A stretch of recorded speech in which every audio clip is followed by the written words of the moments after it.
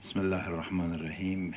Good morning, ladies and gentlemen, distinguished panelists, Ambassador Gupta. Uh, it's for me a great um, privilege to be again in IDSA in such a distinguished and important gathering. Um, 2 days ago, President Nawaz Sharif was in Riyadh. The day after, he was in his way to Davos, was in Tehran. Yesterday, President Xi Jinping was again in Riyadh, and in the weekend he will be in Tehran. One of the topics, of course, of their discussions will be how they can assist to seize the tension, to control the escalation in the region. To understand the nature of the tension and the escalation in the region, we need to evaluate the whole region and its links to the international and local issues.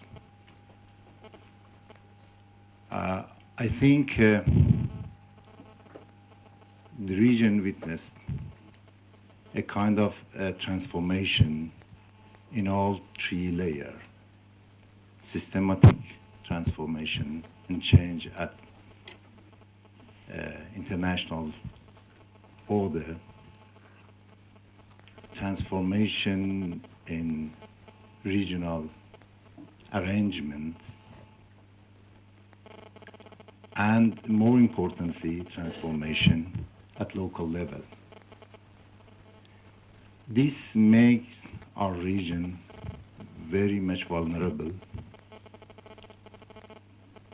as well as unsustainable. At international level, after the collapse of the Soviet Union and the end of the Cold War,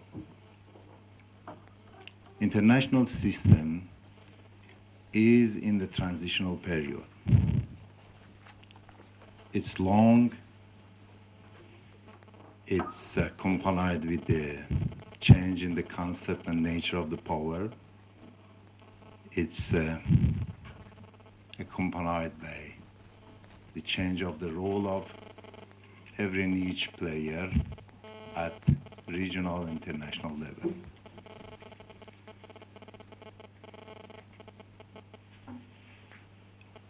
This makes the region very much vulnerable. I can say that the West Asia now is in a most dangerous time in his history, probably. The role of extra-regional power in the region is not so clear. The last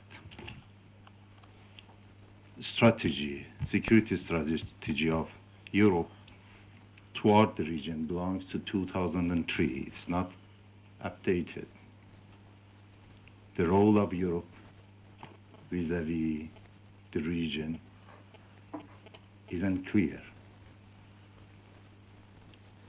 Russia came to the region with a kind of,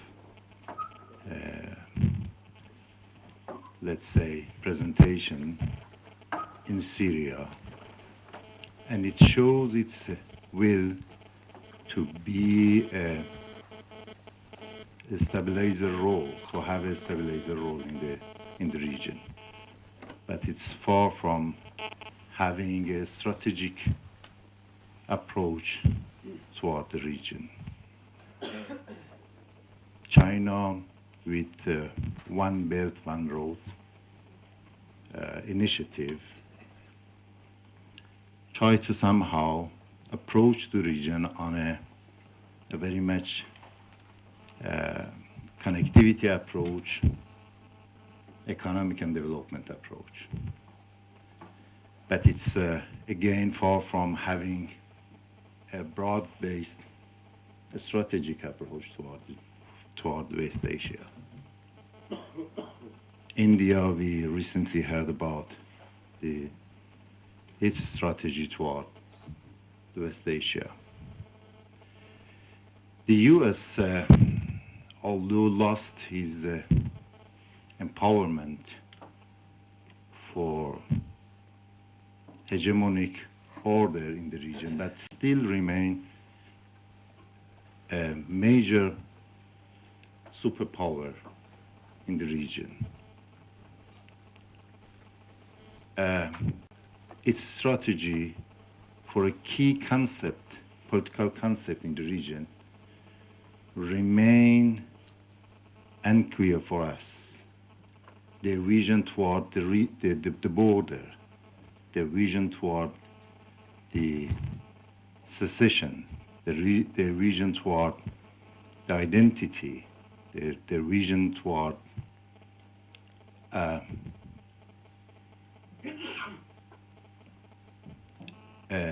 the stability, the stable governments, the established governments, let's call it, is for us unclear. So in such an ambiguity in the region, from external player toward the region,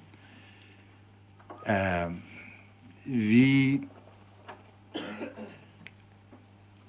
faced with some reaction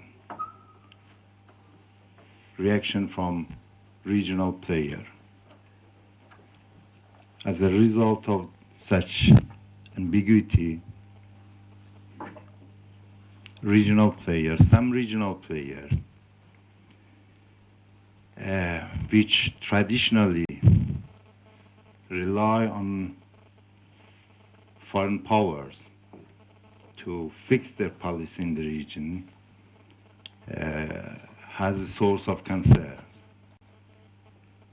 Regional files are far from resolving. Small but important regional players have the potentiality and capacity to play in the strategic gaps in the region.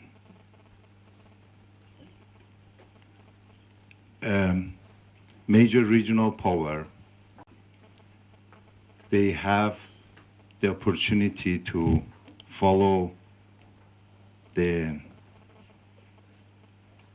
policy of geopolitical rivalry. All these issues make the situation in the Middle East and West Asia more difficult to play a role.